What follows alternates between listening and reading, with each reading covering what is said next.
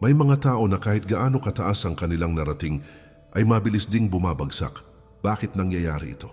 Dahil nakalimutan nilang matutong yumuko at maging mapagpakumbaba.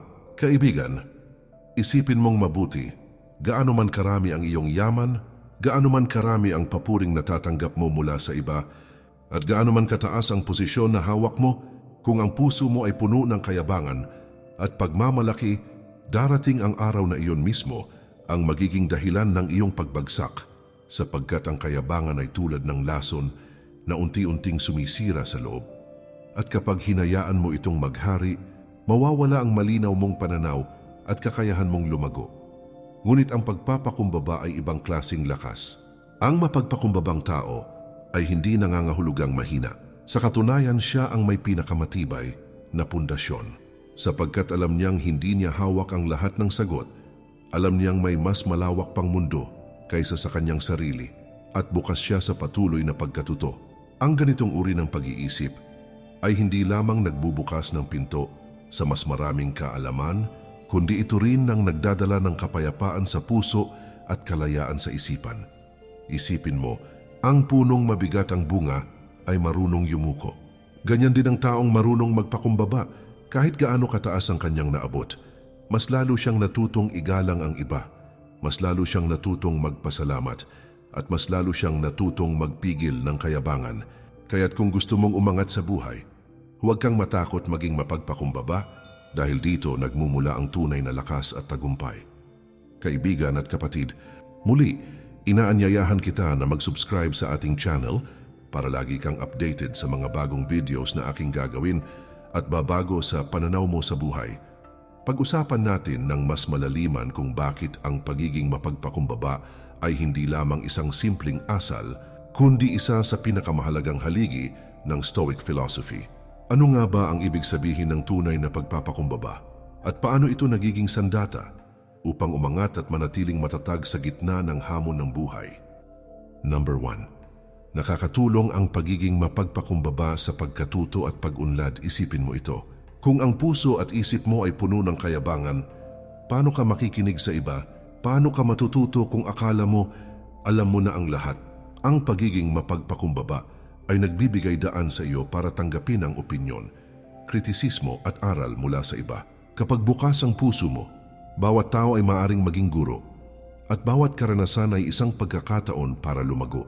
Ang bawat pagkakamali, bawat pagkukulang at bawat pagsubok ay nagiging aral kung marunong kang yumuko at tanggapin ang katotohanan. Sabi ni Epictetus, ang hindi marunong tumanggap ng payo ay hindi marunong magtagumpay. Ang simpleng aral na ito ay nagsasabi na ang taong marunong makinig sa iba, kilalanin ang sariling pagkukulang, at tanggapin ang tamang kritisismo ay unti-unting nagiging matalino at matatag. Ang kaalaman at karunungan ay hindi lamang nakukuha sa pagbabasa o pakikinig, kundi sa kakayahang buksan ang isip sa mga bagong perspektibo at sa pagtanggap na may mas malawak pang bagay na dapat matutunan. Sa mabilis na pagbabago ng mundo at walang tigil na kompetisyon, ang taong marunong magpakumbaba ay may kakaibang bentahe. Hindi siya madaling matapakan ng pride, hindi siya natatalo ng ego, at higit sa lahat laging handa siyang matuto kahit sa pinakamaliit na detalye. Ang bawat hakbang na kanyang ginagawa ay hakbang patungo sa mas mataas na antas ng kaalaman, karunungan at tagumpay. Ang pagpapakumbaba ang nagbibigay sa kanya ng kakayahan na manatiling grounded, malinaw ang isip at bukas sa walang katapusang posibilidad. Ang tunay na pag-unlad ay hindi nasusukat sa dami ng iyong alam, kundi sa kung gaano ka kahanda na tanggapin na may higit pang bagay na dapat matutunan. Ang pagpapakumbaba ang susi upang buksan ang pintuan ng walang katapusang pagkatuto at pag-unlad at upang makamit ang tagumpay na hindi lamang panlabas kundi panloob din. Number 2. Pinapabuti ang relasyon at pakikipagkapwa. Ang taong mapagpakumbaba ay may kakaibang kakayahan sa pakikipag-ugnayan. Kapag marunong kang yumuko at hindi ipagyabang ang sarili, mas madali kang makabuo ng tiwala at respeto mula sa iba. Hindi ka nagiging hadlang sa komunikasyon. Hindi ka lumilikha ng alitan sa pamamagitan ng pride at mas naiintindihan mo ang damdamin at pangangailangan ng iba. Sa ganitong paraan, Nagiging mas malalim at mas matibay ang bawat relasyon sapagkat may bukas na espasyo para sa pag-unawa, pakikinig at pagtanggap ng iba't ibang perspektibo. Sabi ni Seneca, ang tunay na lakas ay makikita sa kakayahang makipag-ugnayan ng maayos at may respeto sa kapwa. Isipin mo ito, sa bawat taong iyong nakikilala, may oportunidad na matuto, magtulungan at magbahagi ng karanasan. Ngunit kung puno ka ng kayabangan at iniisip na laging tama ka, napapawi ang oportunidad na ito at ang bawat ugnayan ay nagiging puno ng tensyon at hindi pagkakaunawaan.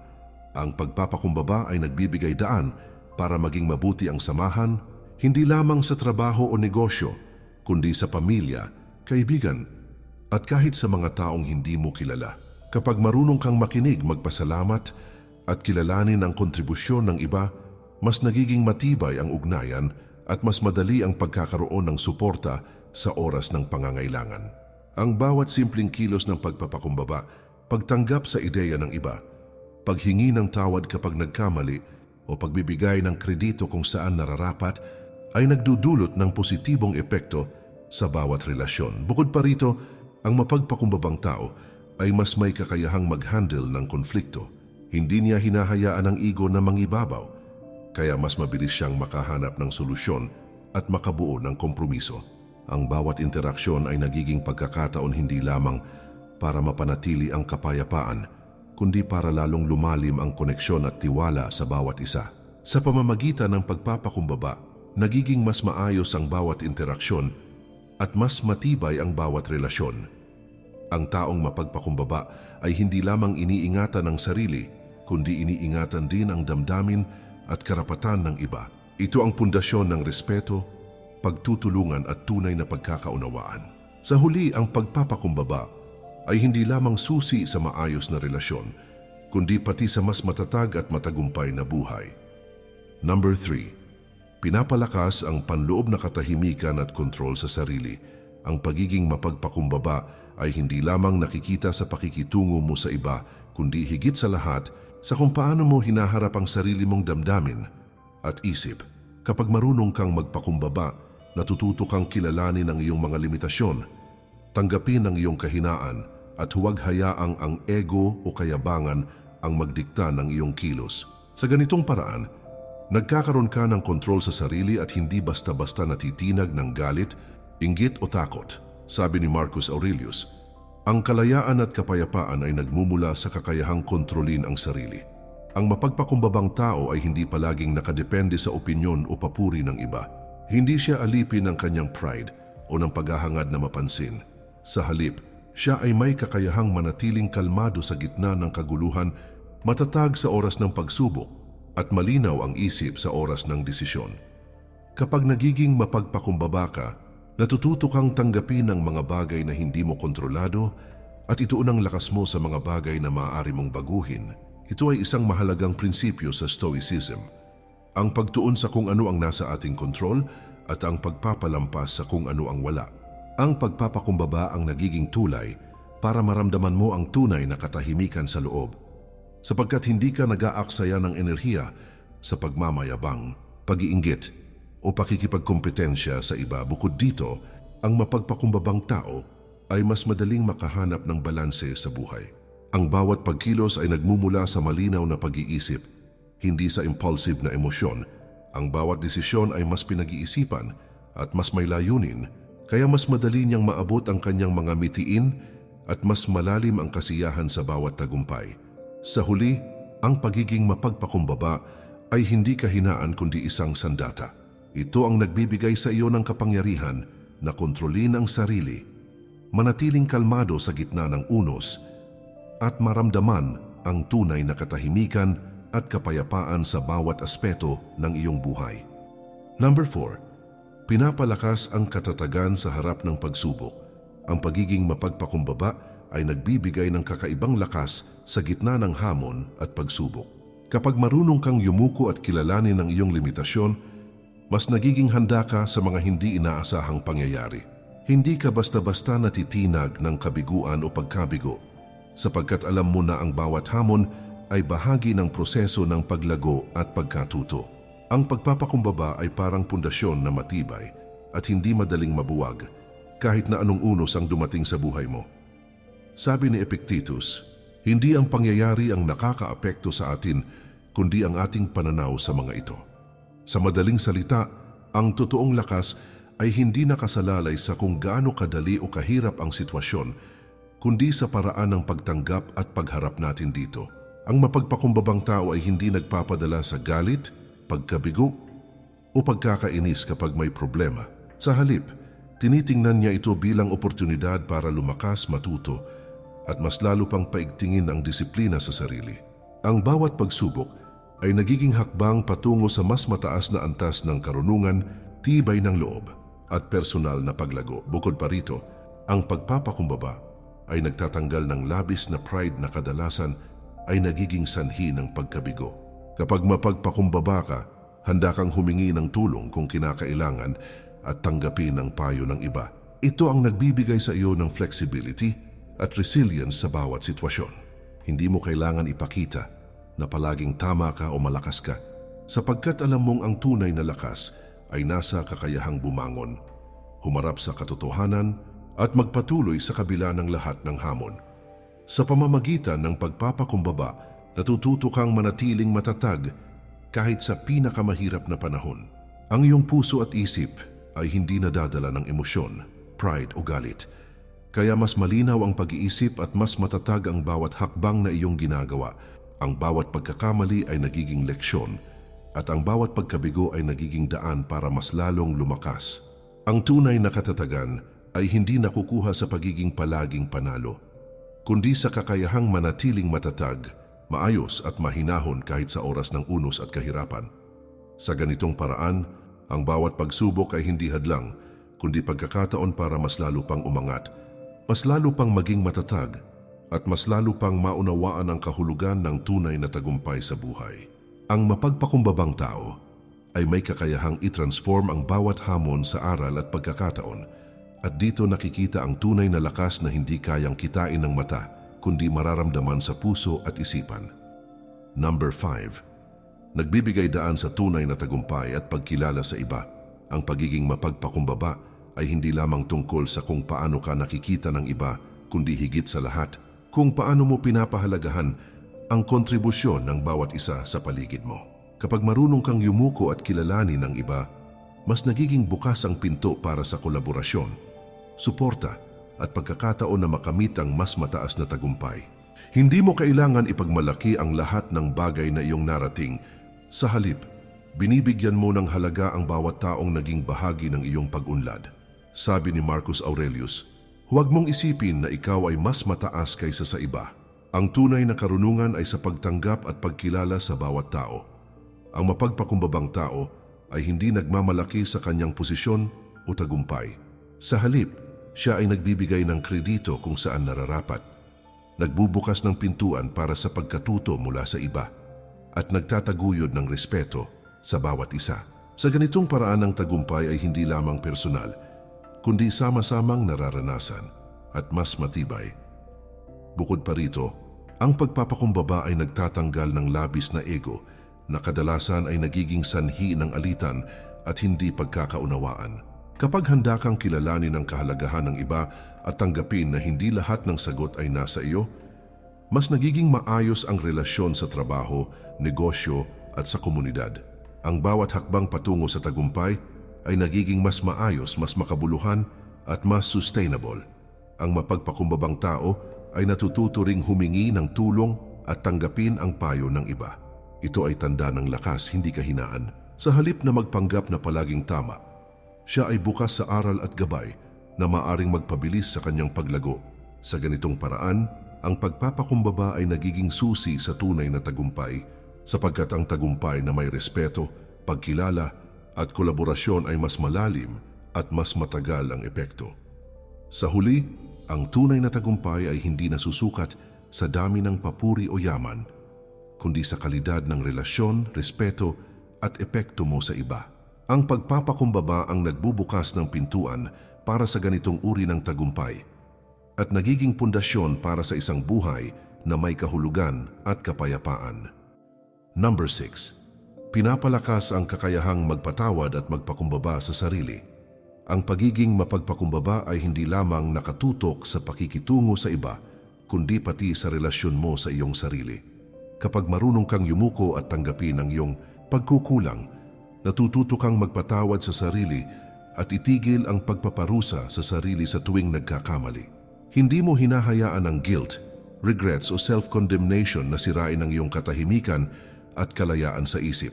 Sa halip, ginagamit mo ang pagkakamali bilang leksyon at pagkakataon para mas lalo pang lumago. Sabi ni Seneca, ang mapagpakumbabang puso ay pusong malaya sapagkat hindi ito nakatali sa pride o takot sa kamalian. Kapag marunong kang magpakumbaba sa sarili, mas malinaw ang iyong pananaw sa iyong mga desisyon at aksyon. Natututo kang harapin ang iyong kahinaan, tanggapin ang iyong limitasyon, at gumawa ng aksyon na may kababaang loob at determinasyon. Ang ganitong uri ng pagpapakumbaba ay nagiging pundasyon ng malalim na self-awareness at personal na paglago. Bukod pa rito, ang pagpapakumbaba ay nagbibigay kakayahan upang tunay na magpatawad sa iba. Kapag alam mo ang halaga ng kababaang loob, mas madali mong naiintindihan ang pagkukulang ng iba at hindi ka agad nadadala sa galit o pagnanasa ng paghihiganti. Ito ay nagdudulot ng mas maayos na relasyon at mas malalim na kapayapaan sa iyong puso.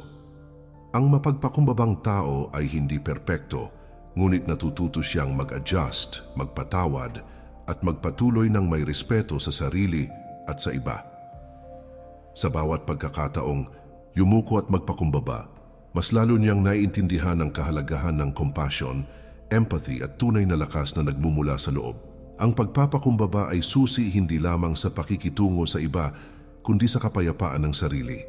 Ang kakayahang magpatawad sa sarili at sa iba, at ang kakayahang tanggapin ang kahinaan at limitasyon ay nagiging daan para sa mas matibay, mas malinaw at mas makabuluhang buhay. Number 7. Nagbubukas ng pintuan sa tunay na karunungan at panloob na kalayaan. Kapag marunong kang yumuko at kilalanin na hindi mo alam ang lahat, mas nagiging bukas ang isip mo sa mga aral na hatid ng buhay, ang karanasan ng iba, at ng mas malawak na mundo sa paligid mo. Ang mapagpakumbabang tao ay laging handang matuto, magbago, at humarap sa katotohanan kahit gaano man ito kahirap tanggapin. Ang ganitong kakayahan ay nagbibigay ng kalinawan sa isip at tibay sa puso sapagkat natutunan niyang hindi dapat ipagwalang bahala ang bawat oportunidad na magdagdag ng karunungan at pagpapahalaga sa buhay. Sabi ni Epictetus, ang karunungan ay nagsisimula sa pagtanggap na hindi mo alam ang lahat at patuloy na pagkatuto. Ang mapagpakumbabang puso ay hindi alipin ng pride o ng hangaring magpakitang gilas. Sa halip nakikinig ito, tumatanggap ng gabay, at ginagamit ang bawat pagkakataon upang palalimin ang kaalaman at pag-unawa sa buhay. Ang taong mapagpakumbaba ay laging may bukas na isip at pusong handang tanggapin ang aral ng iba, sapagkat alam niyang sa pagtanggap ng kaalaman mula sa labas, lalo siyang tumitibay at nagiging mas malaya sa ego at sa ilusyon ng kontrol. Bukod pa rito, ang pagpapakumbaba ay nagtatanggal ng takot sa pagkakamali at kabiguan. Ang bawat karanasan, mabuti man o masama, ay nagiging oportunidad para matuto at lumago. Kapag marunong kang yumuko, mas malinaw ang pananaw mo sa mga bagay-bagay at mas handa kang harapin ang anumang hamon ng may determinasyon, mahinahong pag-iisip at katahimikan sa puso. Ang bawat hakbang na ginawa mo sa ganitong paraan ay hakbang patungo sa mas mataas na antas ng karunungan, tibay at kapayapaan ng sarili. Ang mapagpakumbabang tao ay hindi lamang matalino sa isip, kundi malaya sa puso at diwa. Hindi siya alipin ng kanyang pride, ng opinyon ng iba o ng material na bagay. Sa halip, nakapokus siya sa kung ano ang tunay na mahalaga. Ang kaalaman, karunungan at kapayapaan ng sarili. Sa pamamagitan ng pagpapakumbaba, natututo siyang bumuo ng mas matibay at mas makabuluhang koneksyon sa iba habang pinapalakas ang kanyang loob at isip upang harapin ang hamon ng buhay ng may panloob na katahimikan at kalayaan. Ang pagiging mapagpakumbaba ay hindi lamang susi sa tagumpay, kundi susi rin sa tunay na kalayaan, katuparan at kahulugan ng buhay. Ito ang pundasyon ng lahat ng aspeto ng personal na paglago, kapayapaan at karunungan na hindi kayang kitain ng mata kundi mararamdaman sa puso at isipan. Sa bawat pagkakataong yumuko at magpakumbaba, mas lalo mong naiintindihan ang kahulugan ng tunay na tagumpay at mas nadarama ang kalayaan na nagmumula sa isang pusong hindi alipin ng kayabangan, ego o material na bagay. Ang pagpapakumbaba ay hindi kahinaan. Ito ay lakas na nagmumula sa loob.